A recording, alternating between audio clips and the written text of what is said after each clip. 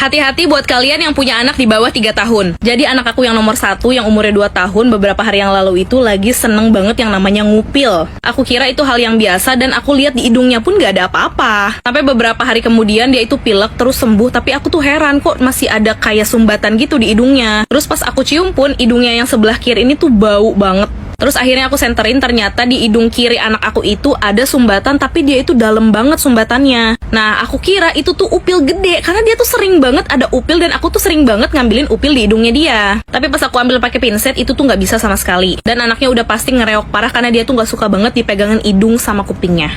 Nah, besokannya aku coba ambil lagi sumbatan itu pakai pinset, itu nggak bisa juga. Ya udah akhirnya nungguin bapaknya pulang kerja, terus malamnya kita bawa ke IGD Rumah Sakit Hermina. Dan ternyata di IGD itu nggak bisa ditangani karena bukan kondisi emergensi ya. Karena anaknya ini nggak ada demam, nggak ada perdarahan, dan nggak ada tanda-tanda infeksi. Jadi biasa aja anaknya. Dan masih bisa ditangani di poli. Jadi akhirnya kita ke poli, tapi karena udah tutup, akhirnya kita ke klinik dokter spesialis THT, Dr. Aswaldi Ahmad yang ada di Sunter. Beliau ini dokter senior, baik banget orangnya, tapi sayangnya nggak ada alat kamera yang bisa dilihat lubang hidungnya gitu loh. Jadi akhirnya cuman dibantu disedot aja pakai alat. Nah setelah diambil ternyata itu ada benda kecil nih, kalian bisa lihat ya. Ini tuh lunak banget kayak tisu kata dokternya. Dan dokternya ini angkat tangan, gak bisa ngambil sisanya karena takutnya ada perdarahan dan gak bisa dikendalikan. Jadi kita disarankan untuk balik lagi ke rumah sakit. Besokannya aku ngurus rujukan buat ke rumah sakit Hermina lagi. Dan anak aku ditangani sama dokter Ferry Daniel. Nah sama dokter Ferry pun ternyata gak dilihat pakai kamera, tapi masih bisa dilihat sama alat gitu loh. Terus sama dokternya disedot pakai alat itu masih gak bisa juga. Dan akhirnya dokternya ini ngambil benda asing di hidung anak aku pakai pinset. Ambil dan kami semua kaget karena ternyata yang ada di dalam lubang hidung anak aku tuh gede banget.